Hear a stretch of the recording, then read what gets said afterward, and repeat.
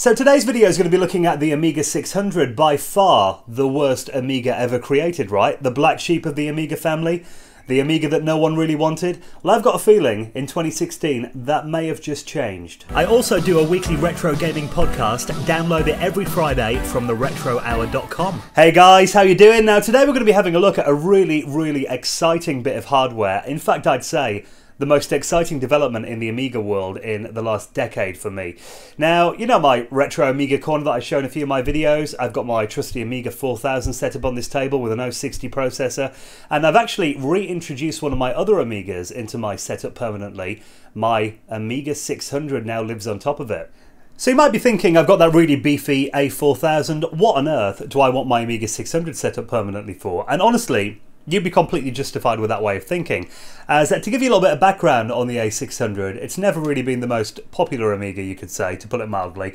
Even when it came out back in the spring of 1992, most of the magazines and the readers of the mags and the Amiga community in general really considered this machine a complete waste of time, as it came out 5 years after the Amiga 500 and really had pretty much identical specs. It was an Amiga 500 in a smaller case with a built-in IDE hard disk interface and a PCM-CIA slot on the side. And apart from that, there wasn't really anything new in there. You still had the 7 MHz 68K CPU. You also had the enhanced chipset, 1 MB of memory on board.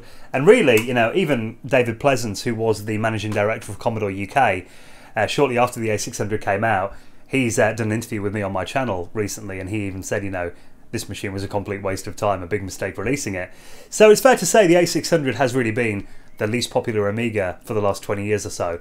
That has all changed in the last couple of months though, and it's all down to one little bit of hardware. And I've got it in my sweaty little palm here. Now you might be looking at that thinking, well, you know, that doesn't look all that impressive. Don't be fooled by the small size. This actually packs a lot of power into this little board here, as this is the Vampire 2 accelerator. Now, as well as just being an accelerator, which is a board that speeds up the Amiga, which this does to a ridiculous extent, it also gives you a load of new features on here as well. Now, to quickly explain what it is and how it works without getting really technical and nerdy, it's got an FPGA on board, and that stands for Field Programmable Gate Array.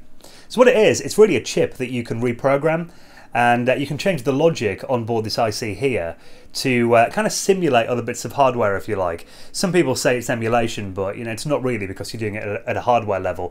You're really just rearranging the logic on this to be something else if you like. So at the moment, the way this board is programmed, it actually has a Motorola 68040 core on there. So if you load up benchmarks on the Amiga, it thinks you've got an 040 CPU on board. However, it's a lot quicker than a traditional 040. This is currently running at just over 100 MHz, and some of the beta testers have actually shown benchmarks of it running at around 120 MHz. I did say the A600 originally is 7 MHz, so that is quite a speed bump, isn't it? Quite an improvement there. And as well as just speeding up the machine, it's also got other things on here as well, like there's a thing called the SAGA core, so that will give you 24-bit graphics output, including, you know, really high resolution screen modes. I've got this running in like 720p via HDMI, which is got on here too. You can run it in like 16 million colors, and that's really quick.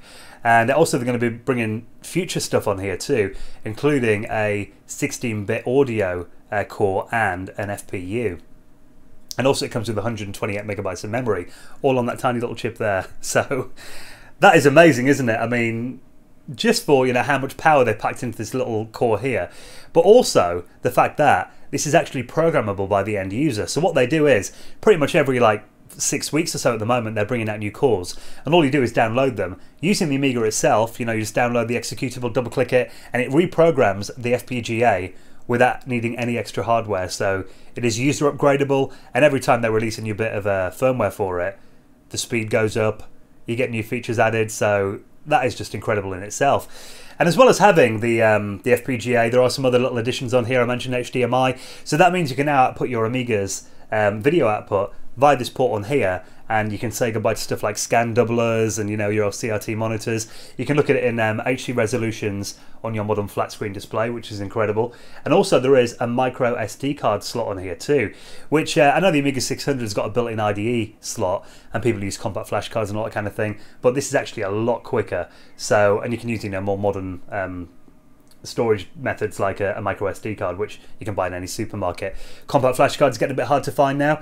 So this is absolutely amazing. I think it's probably the most exciting Amiga bit of hardware that's come out in the last decade or so.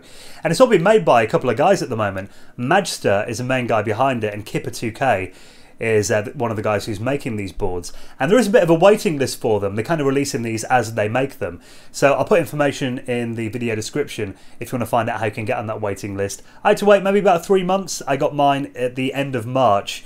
And I've had a lot of people saying, when are you going to make a video on this Vampire 2? It's probably been my most requested video to date. But I have done quite a lot of setting up, which has taken quite a while, as I did want to kind of give you a proper demo of the board, rather than just booting up a quick benchmark and showing you, like, a graph. So my Amiga 600 is ready to go. Let's show you how you fit this board to it, and then I'll give you a demo of the Vampire 2 in all its glory. And here is my Amiga 600 all stripped down and naked, saucy. Now what we need to do before we fit the Vampire is locate the Amiga 68K processor, which is this small chip here. And the way the Vampire 2 works is it actually connects directly on top of the 68K. Probably the reason that it's called a Vampire, because essentially it sucks all of the life out of the Amiga, if you like, and takes over everything. Because you're connected directly to the 68K, all of those address lines go straight to this socket here, and then the Vampire can just take over control from the CPU. Now fitting it is actually a little bit more fiddly than I was led to believe by a lot of the tutorials and reviews I'd read so far. Because the Amiga 600, or at least mine did, has got a load of nuts and bolts along the back on all the ports here, and you can't actually remove the Amiga's board without taking all of those bolts out the back first, which was a bit time consuming, and you needed a very small spanner to do that. Because you need to put these little mounts in here on the underside of the board. Now the reason for that is you can just push the Vampire 2 on top of the 68K, like so, and it's pretty firmly in place, but it will have a tendency to pop off. What you need to do to really make it secure is put these little mounts on the underside of the Amiga and screw them in place. And they actually do include these little mounts with the Vampire 2, and then they give you some tiny screws that you can put in the top here as well, and that makes it really secure and ensures that it isn't going to fall out of place and your machine will crash when you're in the middle of doing something. So that is a little bit more fiddly than I was led to believe, but once you've done it, I mean, chances are I'm probably not going to remove the Vampire 2 anytime in the future, so when it's in there permanently. And if you ever want to take the Vampire 2 out like I have now, all you have to do is remove those two little screws there. Now I'm still using a compact flash card at the moment. I will actually change it to an SD card. At the moment though, you can only boot from the IDE port. You can't boot from the SD card slot yet, although that is changing in a future bit of firmware. When they get around to releasing it, I'll move over to it then. And you've got the HDMI port here. Now I do have a slight complaint about the HDMI port. Because of its location on the Vampire 2, you can't actually fit most of the larger HDMI cables, as they won't fit with a floppy drive. It kind of, bangs into it there and kind of raises it up a little bit. So what you need is an HDMI cable with a really small back, like this one here. So that will fit into the Vampire 2's socket and still leave plenty of space there, and it won't pop off the board. Otherwise it kind of catches the corner of the floppy drive. And the way I generally run this at the moment is just run this very thin cable out of the Amiga's trapdoor port then into my flat screen monitor. Now a lot of Vampire users have come up with a much tidier solution, which is probably something that I'll do eventually, and that is actually desoldering the Amiga 600's RF modulator, because who uses RF these days, and instead mounting HDMI port there and then just using a small extension lead. So that's probably something I'll eventually get around to doing, and it will be a lot tidier. So that's the fitting process of the Vampire 2, and you can see it in place there, and it might not look all that impressive, but I think you'll be impressed at what it can do when we put all this back together and get this baby fired up. Okay, so the Amiga 600 is all back together, powered up and connected up to this Toshiba 22-inch LCD monitor. It's actually a TV monitor with dual inputs, which is quite important for the Vampire. I'll explain more in just a second. And also I've got a PCM-CIA to Ethernet adapter in here as well, which will allow us to get the A600 online, which is kind of cool. Now, the reason that the Vampire needs dual inputs at the moment on a screen is because we're looking at the Amiga's native video here. Now there's actually two connections on this monitor. I've got SCART and HDMI. So I've got a cable from the back of the A600 from its RGB video port into the SCART connector on the TV, and also I've got the HDMI output from the Vampire into the monitor's HDMI input. Now the reason for that is the Vampire currently can only output the high resolution RTG screen modes via the HDMI port. Anything that uses like the standard Amiga video, like, you know, this old school Workbench screen here, or a lot of classic Amiga games, you'll need to look at them via the Amiga's native output for the time being. So that does mean on this monitor here, I've got to manually flip between inputs when, you know, looking at standard Amiga stuff or the high resolution stuff for the Vampire, which is a little bit annoying, but luckily they are going to change that very soon, as in a future core that's going to be released for the Vampire, they're actually putting the Amiga's AGA chipset on there. So that means everything will come out of the HDMI cable. You won't need this SCART connector or anything like that. And also, it will mean that the Amiga 600 will have the AGA chipset that normally you only find in the Amiga 1200 and the CD32 and the 4000. So a lot of the later more colourful Amiga games will now work on the A600, which, you know, I think is pretty cool. So what we're looking at here is the stock Amiga Workbench 2.0 desktop. This is the operating system environment that comes as standard on the A600. Anyone that had one back in the day will probably recognise this. In all of its early 90s 4-colour glory, very low resolution. So I thought I'd show you that to give you a comparison of what it looks like after the Vampire kicks in. So we'll reboot the Amiga, eject that floppy disk, and I'll pop the monitor's output onto the HDMI port. Now you may have heard that little sound there and be thinking, what on earth was that? They've actually got a boot sound on the Vampire 2, which is taken from the original Amiga 1000 all the way back in 1985. They've put that on the startup sound, which, you know, is a nice little nod back to the Amiga's heritage. So here we are then, we're looking at my Amiga OS 3.9 setup via the Vampire 2, and I think you can see there is quite a difference there. So we're looking at this in a 720p, 16.7 million colours. We've got loads of screen real estate here. There's really, you know, high colour, high resolution background here too, and, you know, it looks absolutely gorgeous. So the advantage of having a really high resolution screen mode like this and all of these colours means that stuff like web browsing becomes a possibility. So I'm going to open iBrowse here. We'll click on an Amiga website, AmigaWorld.net, which is one of the more popular Amiga forums. And as you can see, you know, that loaded really quickly. We're looking at it in all of its, you know, true colour depth, and we can click on any of these forum threads here, reply to them, read them. So something that previously you definitely couldn't really do with any sense of satisfaction on an A600 now becomes a reality with the Vampire. And I mean, you're not going to go on YouTube or Facebook using an Amiga 600, but for stuff like downloading software and even going on like IRC and forums and that kind of thing, you know, it's more than doable using the Vampire. So we'll come out of the web browser, and also, you know, for a bit of novelty, I can show you something that you previously couldn't do on an A600, playing MP3s. So I've got a few MP3s on this hard disk here. Quickly find one. Hopefully I won't get done by the YouTube copyright police. So there you go, using amplifier, we're playing an MP3 there, and also I can continue to do stuff on the Amiga without any lag or slowdown or anything, so that's pretty cool. If you'll listen to music or even stream internet radio, that's a possibility. And you know, audio is one thing, and playing MP3s on the Amiga is quite impressive. But what about we try something a little bit more challenging? Let's go into my programs directory here and load up this little program here. This is called Reaver. Now Reaver is a video player. So how's about we try a little clip from MacGyver here that I got sent by one of the guys in the IRC channel. So there you go, with audio we're actually looking at an MPEG video playing on the Amiga's Workbench there, and again, you know, I can continue to do things on the Amiga, no lag or slowdown or anything like that. Now Reaver is a pretty old video player, and it only supports MPEG 1, I believe, at the moment, but I heard the guys are actually working on some newer codecs, so you can watch, you know, more high resolution videos with more modern file formats. But, you know, I think that's amazing. I never thought I'd see the day when a video was playing on the Amiga 600's Workbench.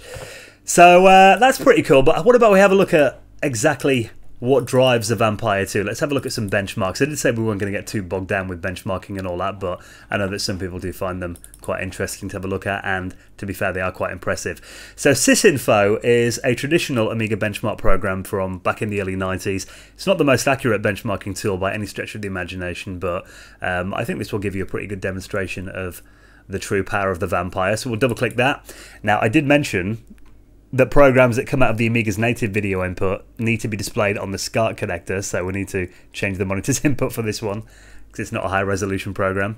So there we go. And I'll run a couple of quick speed tests. Now, the bit that we're paying attention to here is the speed comparisons on the side, and this will show you what the speed of the Vampire is compared to a stock A600 or various other Amiga machines. So we'll click on speed, it will compute it, and look at this graph here in the middle. It's actually too big to fit in this little field here. We've got a plus sign on it. So compared to an original stock Amiga 600, we are now running at 155.35 times the speed. And it's currently running at 85.78 MIPS, which is even faster than my Amiga 4000 with an 060 card in there. I think that only runs around 60 odd. So as you can see, we get a little comment there as well that I always loved reading. Phone me now, he says. So yeah, you know, that is a really basic speed test, but as you can see from just that graph there, 155 times the stock speed is pretty impressive. So we'll come out of that, flip the monitor back onto the HDMI output quickly. So that's all well and good. I've showed you a few things that you know you can do on the Vampire that you couldn't previously, but what about the stuff that most Amiga users care about then? What about playing stuff like classic Amiga games? So we're going to play one here that was one of my favourite first-person shooters on the Amiga. This is called Gloom. Gloom Deluxe, actually, this version. And this was a program that really takes advantage of a higher spec Amiga, and you can really see the true power of the Vampire when we play this. So I'm going to double click it and let's just get into the game. Now, I used to practically live inside this game back in the mid-90s. Had this on the Amiga CD32, and it was a really good FPS for the Amiga before Doom actually came to the platform. And as you can see here, we're running in essentially a postage stamp sized window, because that's really all the Amiga could do before it struggled throwing these 3D shapes around the screen. So this is the default that the game comes in, so the Amiga could actually run it. But if we press the escape key, we can bump the window size up to something that would have absolutely crawled on a stock configuration. Let's try a full screen window. There we are. Pixel width 1, pixel height 1, and let's continue. Now look at the speed of this. How fluid is that? So I've seen a lot of people demonstrating, you know, Doom and stuff like that on YouTube, but I think having a native Amiga game and seeing how this performs on the Vampire is what really excites me. You know, 'cause I could play Doom on any PC or any console I've got, but if I want to play Gloom, I have to play it on the Amiga, and this is by far the smoothest I've ever seen Gloom run on any machine. You know, bar emulation, but yeah, I think that is absolutely amazing. So another FPS that Amiga fans may recognise from back in the day is Alien Breed 3D2, so let's give that one a quick go. Now, anyone that played this game back in the old days will definitely be impressed at this next demonstration, as Alien Breed 3D2, The Killing Grounds, was the final game in the Alien Breed series. The last couple were kind of in this like first-person shooter 3D environment, although this game has quite the unique accolade of being an Amiga game that was released at a time when no Amiga was really powerful enough to play this game, as even on a top-of-the-range 060, this game still has like frame rate issues and stuff. But on the Vampire, as you can see, it has absolutely no problems whatsoever. So it only took 20 years, but we finally got there. Alien Breed 3D2, The Killing Grounds, is now finally playable. And yeah, really for the first time, you know, even my Amiga 4000 does struggle with this, but we're currently looking at it with all of the effects turned on, all of the lighting effects, nice big window, and as I mentioned before, you know, it's doing this with absolutely no problems whatsoever. Now, as you've seen already, the Vampire gives some really nice speed improvements to the classic Amiga software that was a little bit more demanding, but also it kind of opens up an entirely new world of programs that were really too slow to use on stock Amigas but actually work really well on the Vampire 2. For example, here we're looking at Fusion version 3.2, which is a classic 68K Mac emulator, as the old Macintoshes used 68K processors, and this recognises the Vampire as an 040 running at 72 MHz, which I think actually makes it faster than any of the actual original Mac hardware. So if we click on Start Emulator, it will then boot into the System 7 environment in true colour. There we go, the Mac chime. And as you can see, you know, it's really responsive, loads really quickly, you've got the full colour depth there as well. And this means that it opens up a whole new world of software that never existed on the Amiga, or maybe actually improved versions of games that we got on the Amiga. Like Prince of Persia, that did get a port to the Amigas in about 1990, I think, but the version on the Mac is much better looking. I think it's got 256 colours, and it's got nice MIDI sound as well, so it's a much more enhanced version than we actually got on the Amiga itself. And playing it on the Vampire 2, it runs really nicely. I'll skip the intro here and we'll get into the game itself. There you go. If you've ever played the Amiga version of Prince of Persia, you'll instantly recognise that this looks a lot nicer. You know, the graphics are just a world apart from the Amiga's version. So we'll try dropping down here. I haven't played this game for a while.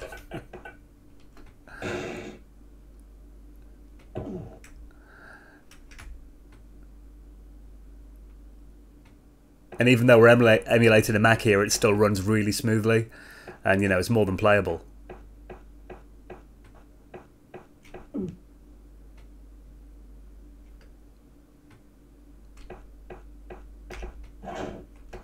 And speaking of opening up new software to the Amiga that wasn't previously available, how's about the third Monkey Island game that never originally came out on this system is finally playable after all this time thanks to ScumVM. Now they've actually done a version of this which is optimised for the Vampire, and as you can see, the Curse of Monkey Island, or Monkey Island 3 if you like, the unofficial title, is now playable on the Amiga 600.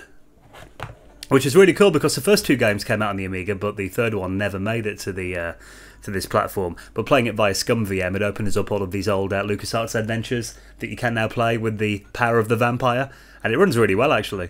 And even though I have since played the later Monkey Island games on the PC and the PlayStation 2, for example, being able to play the third Monkey Island game on an Amiga itself is just, you know, kind of history completed for me. The fact that I can finally do that is pretty cool.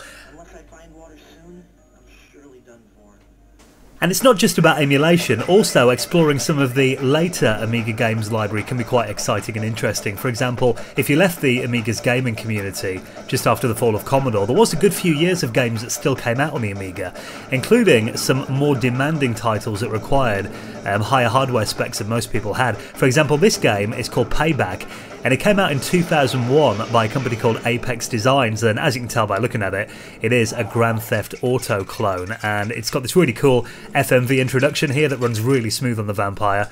And I think the game itself, I actually found this more fun than the original GTA game, if I'm honest, and it's definitely worth a look in if it's an Amiga game that you never had a chance to look at and play properly in the old days.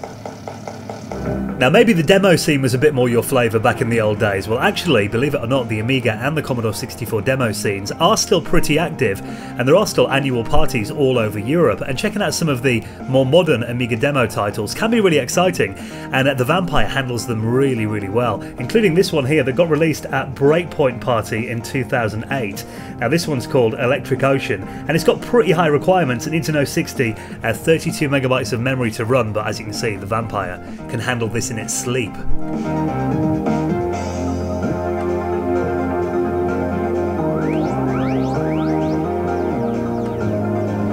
Now, I didn't want this video to go on for hours, and admittedly I've really just scratched the surface of what's possible with the Vampire 2, but hopefully this brief demonstration has given you a little insight into what's possible with this board and the enhancements that it brings to a classic machine like the Amiga 600. Now, I do appreciate there will be people watching this video that are kind of shrugging their shoulders going, well, what's the point?